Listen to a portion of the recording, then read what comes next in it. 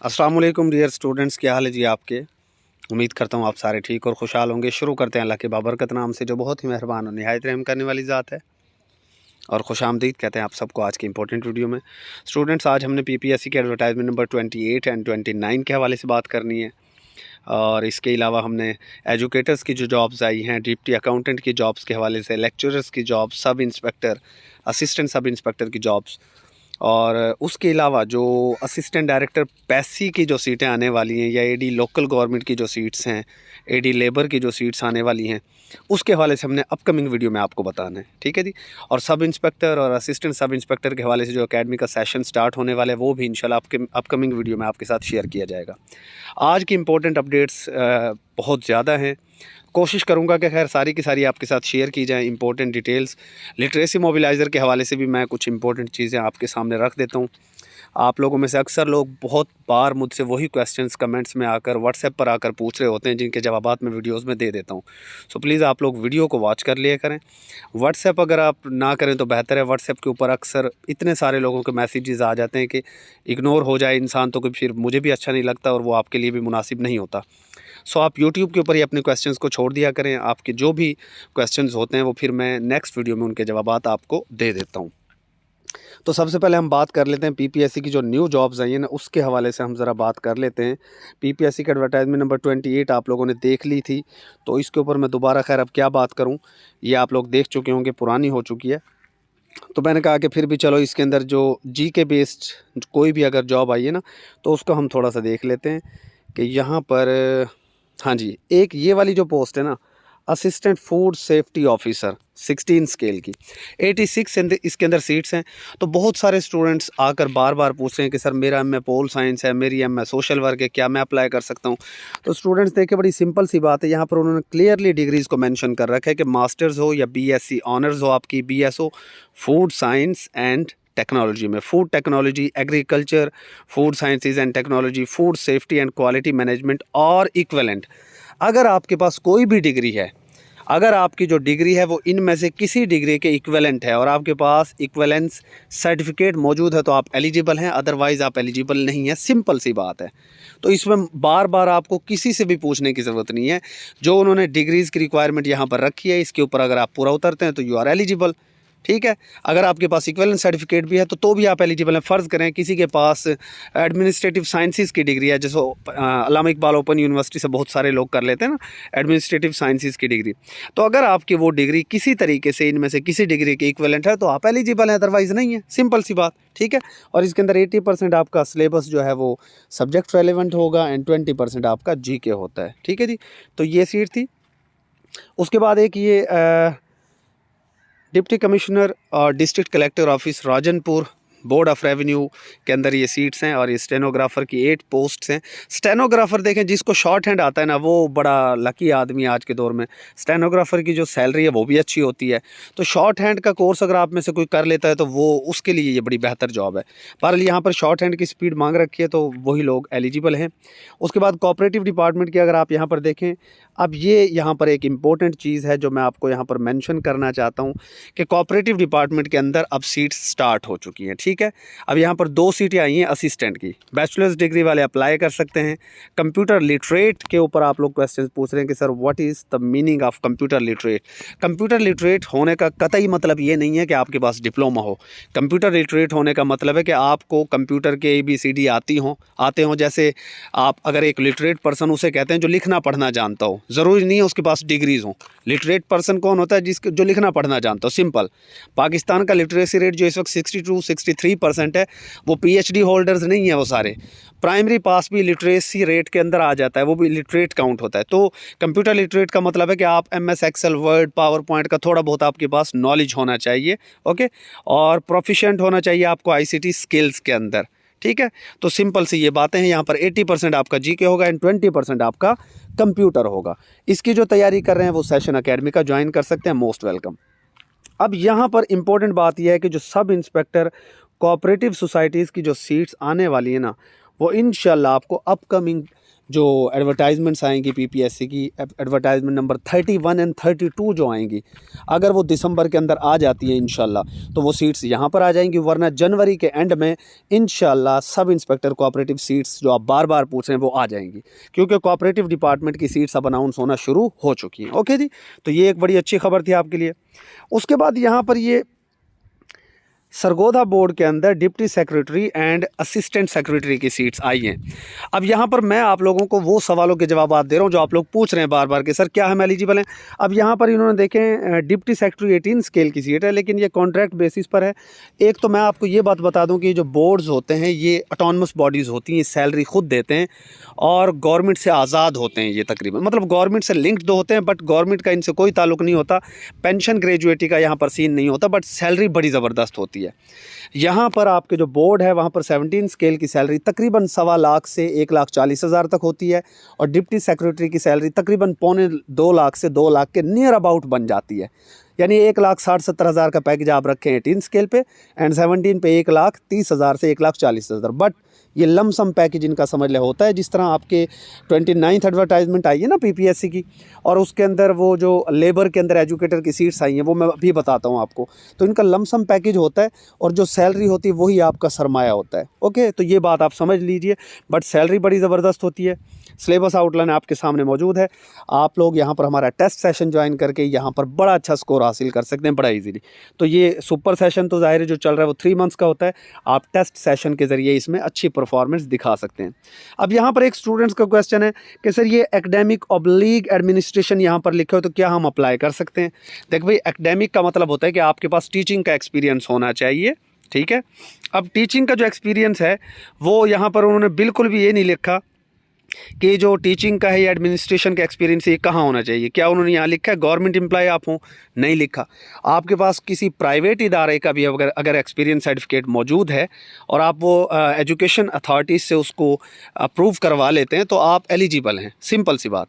Academic का मतलब है कि टीचिंग का आपके पास एक्सपीरियंस हो, और एडमिनिस्ट्रेशन का मतलब है कि आप मैनेजमेंट का हिस्सा हो, आप हेड मास्टर हों, हेड मिस्ट्रेस हों, प्रिंसिपल हों, किसी इदारे के मैनेजमेंट के अंदर शामिल हों।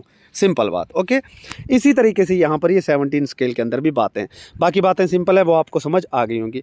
नीचे जूनियर कंप्यूटर ऑपरेटर की कुछ सीट्स थी, और पंजाब रेवेन्यू अथॉरिटी के अंदर कुछ प्रोग्राम ऑफिसर की सीट्स थी, तो ये कंप्यूटर वालों की सीट्स हैं। तो देखिए, मैंने आपको वो पॉइंट्स यहाँ पर बताएं जो इंपॉर्टेंट हैं, जिनसे आप लोग परेशान होते हैं। तो जिन्हें सैलरी अच्छी चाहिए वो इनके ऊपर अप्लाई करें। सीट बेशक एक एक है और आपको भी एक ही सीट चाहिए होती है। हाँ, जिन्हें चाहिए कि यार गवर्नमेंट की रेगुलर जॉब हो, पेंशन मिले, ग्रेजुएटी मिले, जो कि अभी तक तो मिल रही है, बाकी फ्यूचर अल्लाह बेहतर जानता है, तो वो लोग इसके ऊपर अप्लाई ना करें। ठीक है जी, तो मैंने क्लियरली आपको आपकी बात का यहाँ पर जवाब दे दिया है। उसके बाद नेक्स्ट हमारे पास जो एडवर्टाइजमेंट आई है वो एडवर्टाइजमेंट नंबर 29 है। तो मैंने आप लोगों से बार बार कहा था कि इंशाल्लाह दिसंबर के अंदर एजुकेटर्स की सीट्स आ जाएंगी। तो ओपन जो एजुकेटर्स की सीट्स हैं एससीडी में, स्कूल एजुकेशन डिपार्टमेंट में, वो तो नहीं आई। बहरहाल एटलीस्ट इतनी अल्लाह ताला ने चलो लाज रख ली यार कि एटलीस्ट लेबर डिपार्टमेंट के अंदर एजुकेटर्स की सीट्स दिसंबर में ही आ गई हैं, और वो भी इंशाल्लाह जो दूसरी एजुकेटर्स की सीट्स हैं वो भी आएंगी। उसकी वजह मैं बार बार क्यों कह रहा हूँ कि अब वो सीट्स आ जाएंगी, उसकी वजह ये बेटा कि आपके हेड मास्टर, हेड मिस्ट्रेस और एसएस की सीट्स अब ओपन होने वाली हैं। वो मैं प्रीवियस वीडियो में बता चुका हूँ डिटेल सारी। तो अब आप लोग होपफुल रहें कि एजुकेटर्स की सीट्स भी इंशाल्लाह बहुत जल्द आएंगी।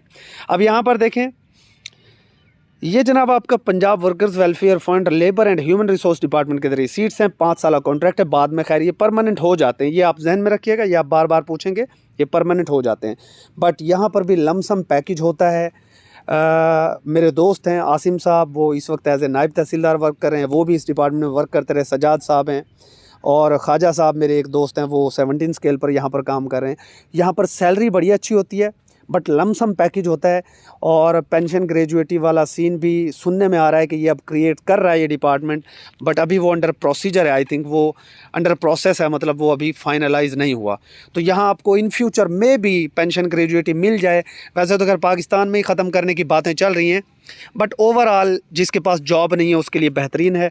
यहाँ पर SST IT की जो सीट्स हैं वो आपके सामने ये मौजूद हैं, ये आप स्क्रीनशॉट बना लीजिए। हर डिस्ट्रिक्ट की अलग-अलग सीट्स हैं और कोटा भी मौजूद है। यहाँ पर आपको रेलेवेंट डिग्री कंप्यूटर की चाहिए, सिंपल सी बात है।